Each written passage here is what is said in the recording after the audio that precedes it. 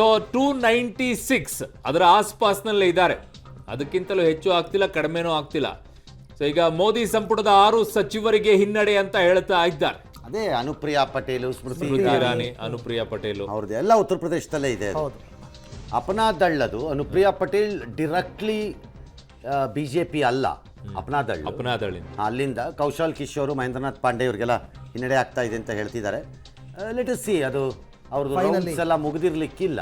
ಅದೇ ಈಗ ಅದರಲ್ಲಿ ಅದು 5,000 ಮಾರ್ಜಿನ್ ಇರುವಂತ 150 ಕ್ಷೇತ್ರಗಳಲ್ಲಿ ಅವ್ರದ್ದು ಇರಬಹುದು ಸರ್. ಯಾಕಂದ್ರೆ ಅವಾಗಿಂದ ಹಿನ್ನಡೆ ಮುನ್ನಡೆ, ಸ್ಮೃತಿ ಇರಾನಿಗೂ ಕೂಡ ಹಿನ್ನಡೆ ಮುನ್ನಡೆ ಕಾಣಿಸ್ಕೊಳ್ತಾ ಇದೆ. ಗೊತ್ತಾಗಲ್ಲ ಲಾಸ್ಟ್. ಮಧ್ಯಪ್ರದೇಶದ ಮಾಮ ವಿದಿಶಾದಲ್ಲಿ ಶಿವರಾಜ್ ಸಿಂಗ್ ಚೌಹಾಣ್ 2.5 ಲಕ್ಷ ಮತಗಳ ಲೀಡಲ್ಲಿ ಮುಂದಕ್ಕೆ ಹೊರಟೋಗಿದ್ದಾರೆ. ಶಿವರಾಜ್ ಸಿಂಗ್ ಚೌಹಾಣ್ ಸಕ್ಸಸ್ಫುಲಿ ಲೆಡ್, ಬಹಳ ಯಶಸ್ವಿಯಾಗಿ ತನ್ನ ಪಕ್ಷವನ್ನು ಮಧ್ಯಪ್ರದೇಶದಲ್ಲಿ ವಾಪಸ್ ಅಧಿಕಾರಕ್ಕೆ ತಂದರು, ಅಂದರೆ ಅಸೆಂಬ್ಲಿನಲ್ಲಿ.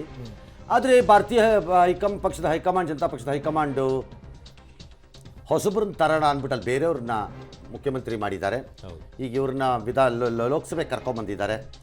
ಹಾಗಾಗಿ ಆದರೂ ಅವ್ರು 2.5 ಲಕ್ಷ ಲೀಡಲ್ಲಿ ಈವನ್ ಇಡೀ ಮಧ್ಯಪ್ರದೇಶದ ಚುನಾವಣಾ ಉಸ್ತುವಾರಿಯಾಗಿ ಅವ್ರನ್ನೇ ಮಾಡಿದ್ರು ಸರ್ ಶಿವರಾಜ್ ಸಿಂಗ್ ಚೌಹಾಣ್. ಕಾಂಗ್ರೆಸ್ಸಿನ ಅಭ್ಯರ್ಥಿಗಳು 12ನೇ ಸುತ್ತಿನ ಅಂತ್ಯಕ್ಕೆ ಹಾಸನದಲ್ಲಿ ಸಂಭ್ರಮಾಚರಣೆ ಮಾಡ್ತಾ ಇದ್ದಾರಂತೆ. ಬಿಕಾಸ್ ಅವ್ರಿಗೆ ಎಷ್ಟೋ ಒಂದು 27,000 ವೋಟ್ಗಳ ಲೀಡ್ ಏನೋ ಇದ್ದಂಗಿದೆ. ಹಾಗಾಗಿ ಅವ್ರು ಆಗಲೇ ಸಂಭ್ರಮಾಚರಣೆ ಮಾಡ್ಕೋತಾ ಇದ್ದಂಗಿದೆ. ಬಿಕಾಸ್ ಅವ್ರಿಗೆ ಏನಾದ್ರು ಉಳಿದಿದ್ದ 5 ಸುತ್ತು ಎಲ್ಲಿಂದ ಬರುತ್ತೆ ಅಂತ ಏನಾದ್ರು ಅವ್ರಿಗೆ ಐಡಿಯಾ ಇರ್ಬೋದು, ನಮಗೆ ಗೊತ್ತಿಲ್ಲ. ಅದು ಅವ್ರಿಗೆ ಐಡಿಯಾ ಇದ್ದಾರೆ, ಆ ಥರದ್ದೇನಾದರೂ ಅಪ್ಪಿ ತಪ್ಪಿ.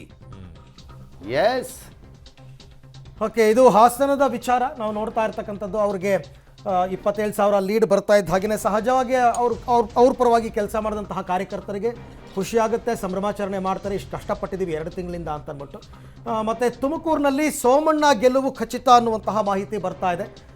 ಎಗೈನ್ ಇನ್ನೆಷ್ಟು ಸುತ್ತಿದೆ ಮತ್ತು ಎಷ್ಟು ಮತಗಳು ಕೌಂಟ್ ಆಗಬೇಕಾಗಿದೆ ಅಂತ.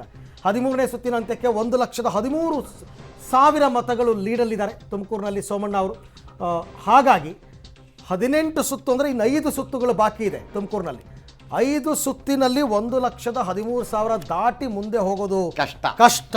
ಹಾಗಾಗಿ ಗೆಲುವು ಖಚಿತ ಅಂತಕ್ಕಂಥ ಲೆಕ್ಕಕ್ಕೆ ಬಂದಿದ್ದಾರೆ. ಒಂದು 75% ಆ ಕಡೆ ಓಟ್ ಹೋದ್ರು, 25% ಈ ಕಡೆ ಬಂದರು, ಗೆಲುವು ನಮ್ಮದೇ ಅಂತಕ್ಕಂಥ ಲೆಕ್ಕಾಚಾರದಲ್ಲಿದ್ದಾರೆ. ಹಾಗಾಗಿ ತುಮಕೂರಿನಲ್ಲಿ ಸೋಮಣ್ಣ ಅವರು ಎಲ್ಲ ಕಡೆ ಸುತ್ತಾಡ್ಬಿಟ್ರು. ಸೋಮಣ್ಣ ಅವರು ಒಂದು ಕಡೆ ವರುಣಕ್ಕೆ ಹೋದರು, ಒಂದು ಕಡೆ ಚಾಮರಾಜನಗರಕ್ಕೆ ಹೋದರು, ಕೊನೆಗೆ ತುಮಕೂರಿಗೆ ಬಂದರು. ಕೊನೆಗೆ ತುಮಕೂರಲ್ಲಿ ಇವಾಗ ಗೆಲ್ಲಬಹುದು ಅನ್ನುವಂತಹ ವಾತಾವರಣ ನಿರ್ಮಾಣ ಆಗಿದೆ. 295 NDA, 230 ಇಂಡಿಯಾ ಮತ್ತು ಇತರರು 18 ಕ್ಷೇತ್ರ ಸದ್ಯದ ಟ್ರೆಂಡನ್ನು ತಾವು ಗಮನಿಸ್ತಾ ಇದ್ದೀರಾ. 543 ಕ್ಷೇತ್ರಗಳ ಪೈಕಿ ಏನು ತುಂಬ ದೊಡ್ಡ ಬದಲಾವಣೆ ಅದನ್ನು ಕಂಡು ಬರ್ತಾ ಇಲ್ಲ. ನಂಬರ್ಗಳು ಒಂದು 2-3 ನಂಬರ್ ಮೇಲೆ ಕೆಳಗಡೆ ಆಗ್ತಾ ಇರ್ತಕ್ಕಂಥದ್ದು. NDAದವ್ರದ್ದು 295, ಇಂಡಿಯಾ ಒಕ್ಕೂಟ 230 ಇಷ್ಟರಲ್ಲಿದೆ. ಉತ್ತರ ಪ್ರದೇಶದಲ್ಲಿ ಮಾತ್ರ ನಂಬರ್ಸ್ ಬದಲಾವಣೆ ಆಗ್ತಾ ಇಲ್ಲ. BJP 39, ಇಂಡಿಯಾ ಒಕ್ಕೂಟ 40 ಅಷ್ಟರಲ್ಲೇ ಇದೆ. 39-40 ಕೊನೆ ಹಂತದಲ್ಲಿ ಏನಾದರೂ ಬದಲಾವಣೆ ಆಗುತ್ತಾ ಅಂತಕ್ಕಂಥದ್ದನ್ನು ಕೊನೆ ಸುತ್ತಿಗೆ ಬರ್ತಾ ನೋಡಬೇಕು.